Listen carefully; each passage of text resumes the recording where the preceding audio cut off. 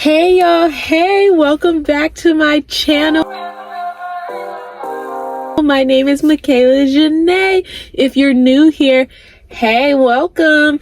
And if you are returning, you know we have been trying to get our life together financially for the past month. And today is the last video of this specific series. Now, I do want to say that even though this is the last video of this series, this does not mean that we are stopping. We're not stopping working on our finances. We're not going to stop keeping up with our budget and doing all those things. In fact, we have some check-ins throughout the year to see if we're up to date on our goals. But with that being said, this is the last video where I'm going to dedicate a whole video talking about it, just because we have other things that we're going to be working on this year, and I think this is the best time to go ahead and get it. If you are just joining, we have been working in our 2025 30-day challenge planner, and that's where we're getting our prompts and how we're getting to start. So for January, we worked on finances, and that's what we're going to be discussing the last little bits of today, seeing how far we've come, seeing how far we have to go, and just encouraging ourselves to keep going. And at the end of this video, we're going to discuss what are we doing for February. All right, let's get into it. All right, y'all. So far, we have created a budget, looked at different types of budgeting plans, figuring out which strategy works best for us. We've talked about emergency funds, creating that, as well as we discussed the Financial Feminist podcast and some of the ways that Tori Dunlap says are the best way to save that money. We, this month, have been creating a habit for the last 30 days on what action steps we're going to take to make sure that we are on track to being financially stable. We also discussed that this is not going to just happen over 1 year. It's not going to happen over a couple of months, but it is something that's going to take time. If you have a planner, it's in your planner. If you don't, you can really just write these down, but we're going to go through the questions here and fill this out to reflect on how far we've come. The first thing that it asks are, what are some of your personal wins for this month? My personal goal that I would say I'm super excited I did was packing my lunch. I brought bread, sandwich meat, and cheese, and I packed a sandwich and carrots for lunch. And I think for me, that's a personal win. And I know some people are going to look at that and be like, oh my gosh, that's so small. Like, no, but that was a personal win for me, because if it's up to me, I'm eating out. If it's up to me, I'm going to eat a good meal. And it's honestly not even that bad. It's just not wanting to do it, and also getting up in enough time so that I can make myself a lunch, or even packing it the night before so that I'm not rushing out the house and having to still go and buy food. So I think that was one of my personal wins. Another one is that I've been paying down my debt on my credit card, y'all. And I haven't been spending any money on my credit card. Like, I don't care what it was like, oh, I need this, I want, not even need, but like, this is something that I want. I left my card at home, or I don't have this. One of the ways that it's been so easy for me to not spend on my credit card is I won't add it to my Apple Wallet. A lot of my cards are on my Apple Wallet. My credit card and my Cash App card are not on my Apple Wallet. And the reason my Cash App card is not on my Apple Wallet is because if I put money in my Cash App and I'm like, oh, this person sent me this money, I'm gonna save this money. If I have my Cash App card on me, I'm gonna spend it. So, because in my mind, the girl math is, it's not real money. I'm not really spending anything because it's money somebody sent me and it's not in my main account. So if I leave it at home, then, or it's not in my Apple Wallet, and I have to physically take the card out, I'm making an active decision not to just go click, click, tap. I'm making an active decision to take it out of my wallet, find my wallet, take it out of my wallet and tap it and use the card. Yeah, but with my credit card, I leave my credit card at home. I don't leave it in my credit card is not in my Apple wallet. It's not in my physical wallet. I don't take it. It's not in my purse at all. So I place my credit card in my thing with like some of the physical money that I'm saving, and I keep it away from me, because if I have it with me, it's really easy for me to go grab it and use it. But if I don't have it on me at all, it's nowhere near me, it's not on me, I can't use it, then that helps. And so that's what I've been doing. I don't paying off that credit card debt and not using that credit card. I just threw that at y'all. That's what's been working for me. I'm so happy. So that's another personal win, y'all. That credit card has not been spent. The next question is, what are some important goals that you met? So in terms of goals, one of my main goals for this month was to create a budget, an airtight, seal tight budget that I'm going to stick to. And the goal that I met was that I created my budget, and I've been sticking to it. So adding that money to an emergency fund, adding the money to paying off my credit card, and sticking to the, okay, $40 to the things that I need, $30 to the things that I want, which the things that I want, I've been having to reassess that. Like, what is it that I truly want? Not stuff that I want in the moment, like candy and sweets and stuff like that. But what do I want in life? And how can I contribute this money to the things that I want in life? And then, you know, the saving part of it, which I already discussed. So my important goal that I met was setting up that budget and sticking to it. The next prompt is, what key purchases have you made? And now I'm looking at it, I don't think I've made any key purchases this month. Because I've been focusing on like saving and starting the funds and putting the things where they need to go. I don't think that I bought anything really. I will say Yeti took out, and because at the beginning of this month, I forgot to pause my subscription for the month. And what I do, I might just cancel my Fabletics subscription altogether, because yes, I enjoy getting the points when I get them, but for the most part, I'm not at a point right now where I want to constantly pay $60 a month for it. And I know obviously I have an alarm for me to go ahead and skip it by the 4th. I don't know why I didn't this month. So I will say that Yeti took out my money that I wasn't intending to spend. Yeah, I haven't made any big purchases this month. Next month may be a different story. All right, next, if you have anything there, you can put anything that anything that you bought that contributes to something that you're looking forward to. All the resources that I've been using, all the resources to tell y'all about and use have been free. It's like the podcast, free. This already been purchased. Budget templates, free. What did I learn in this process of saving?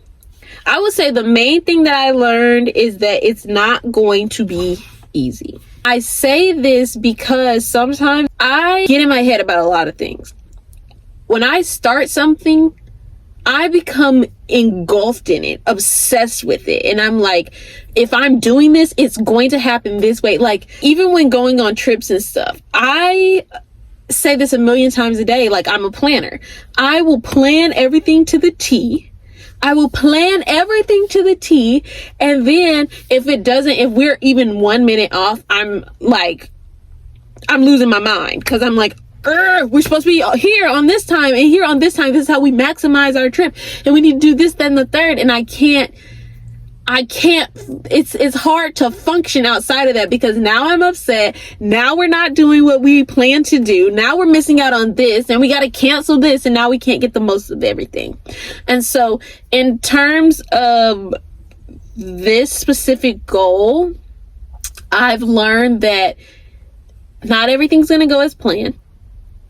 Things do come up, even in the midst of, like, life is life. Things are going to happen. Obstacles are going to be in the way, which is why in the beginning of this, we wrote down what are some key obstacles that we might have to overcome. Yeah, and even though you have made up in your mind and decided, hey, this is something I'm gonna do, your body don't care. Your mind don't care. So you've decided, okay, I'm gonna save money. I'm not gonna do this. I'm not gonna do that. I'm not gonna buy this. I'm not gonna do that. And your body's like, oh, wait, but I'm craving chocolate right now. So like pick up chocolate. And you're like, no, I don't need it. I don't need it. And you're like, no, get chocolate, get candy, get this, get that, get this. Ooh, such and such is going on tour. Get this, get this, get this, spin this, spin that. Bob. I don't have a bob. What you do? My neck is stiff. The world does not bow at your feet. The world does not, nothing around you is going to happen on your terms. The only thing, you are the only thing that you can control. You are only in control of yourself. Things happen, life happens, and you have to adjust. So I've learned that it is okay to adjust. There's a difference between giving in to temptations and adjusting to fit what's going on. So I will say that I learned that it's not going to be easy. I've learned to adjust around the circumstances, and discipline is key. You have to be very disciplined. You have to be like, no, I'm not getting this. No, I'm not going to go and spend a bunch of money on stuff that I'm not even going to use. I have nothing to show for the money that I made because I'm spending it all on stuff that I just see. TikTok shop is going to get you if you have no discipline. If you can't discipline yourself, TikTok is going to get you. There's always something new and shiny under the sun that you're going to pick up, that you're going to like, that you're going to want, that you're going to convince yourself that you need, and you really don't need it. And I think that's another thing, learning the difference between a need and a want. There are so many things that are wants that, and I know everybody knows, people know what a need is and what a want is. But sometimes in our head, we feel like there's this gray area where it's like, oh, well, this is like, I don't need it, but I do need it. And there is black and it's white. Do you need it or do you don't need it? You don't. Do you want it? Yeah, but do you need it? Like, are you going to die tomorrow if you don't have it? But yeah, those are the lessons I learned. Let me write that down. The next one that they have is ways that I took care of myself. Listening to the Financial Feminist, I would say, is a way that I took care of myself because I'm educating myself. So maybe they mean something different, but I think those are ways that I took care of myself this month. So I'm going to write that down. How can I improve? I'm not going to let myself get discouraged. Something that we talked about a little bit earlier is creating that wiggle room for when things come up. Because like I said, life is still moving forward. Things are still happening. And we have to create the space and create the things to be like, hey, this happened. Here's a little wiggle room. Not the wants, but the needs. I'm not saying create a gap for the wants. No, create a gap for the needs. Like things that come up in the midst of you creating, because right now you don't have an emergency fund, but you're creating one. And so if an emergency happens, you don't want to get rid of the whole emergency fund, but there is wiggle room for, okay, this is what's happening. I'm still budgeting. I'm still doing this. This goes towards that. You know, if that doesn't make sense, please in the comments say, hey, you just are babbling and that doesn't make any sense. And one of the last questions that it asks is, what are you grateful for? And I think this is very important to write down, because when you announce the things that you're grateful for, then you can focus more on what's going well, then focus on the positive rather on the negative. And I just feel like people that are grateful and people that talk about why they're grateful are just happier people in general. So that's what we're going to do. We're going to talk about why we're grateful. I, for one, am grateful to have a family that allows me the space to save money and to get myself back on track. Like, I'm grateful for a family that gives me grace, where we acknowledge the missteps that I've taken, but I'm allowed to correct those missteps. Like, I am grateful that I have the space to get myself on track, to create wealth, to be financially stable. I am grateful for the opportunity to explore my options, and I am grateful for options. Like, I have options. I can say, oh, okay, I'm grateful that God blessed me with the mind that he blessed me with. I'm grateful that I have so many loving and caring people around me that just want to see me do well and just want to see me be great. Like, and I'm grateful that I was born into a God-fearing family, into a family that just loves God, you know? So yeah, take this time to think about what are some things that you're grateful for. And they don't all have to pertain to money, but because that's what we're talking about, that's what I'm saying. Like, in terms of being able to do this challenge, I'm just grateful for the opportunity to do it, for the mind to want, like, I don't think y'all understand. I've met so many people that just don't have the mind to want to do good things. I've met so many people that are okay with the bare minimum. They're okay with people doing things for them. I've met people that are okay with not working for anything. And that's just not me. And I can't live like that. I don't like sitting in a place too long. I don't like not having. I don't like asking people or borrowing stuff from people. Like, I hate it with a passion. I don't like just being given stuff. I want to work for what is mine. What I want to be able to say, this is mine. And I worked for it. I wasn't just given this, but I worked for it. Everything and everyone around me contributed and helped me get to a place where I could work for it. And that I'm extremely blessed to be in a place where, you know, I've seen nice things, and so I want nice things. But yeah, I'm extremely grateful for that. I'm extremely grateful for the mindset and the work ethic and the want for more. I thank God. And I am truly grateful for that. And the determination to do better. The determination to not be in the same spot for the rest of my life, but to want to do better and to do better. Think about it. What are you grateful for? Really dig deep. What's something that you're grateful for? And I'm going to write that down and we'll be back. Now that we've gone through and we filled all of that out, so I want to reiterate that this is not just something that's happening this month. This is something that's going to happen all of the months. We're doing this every month. We are taking the steps that we want every single month to get to where we want to be. All right. Okay. We're taking the steps that we want to get to where we want to be for the year. This is just the start of habits. This is what we're doing. We're creating habits. It does not end today. It does not end at the end of the month. It doesn't end.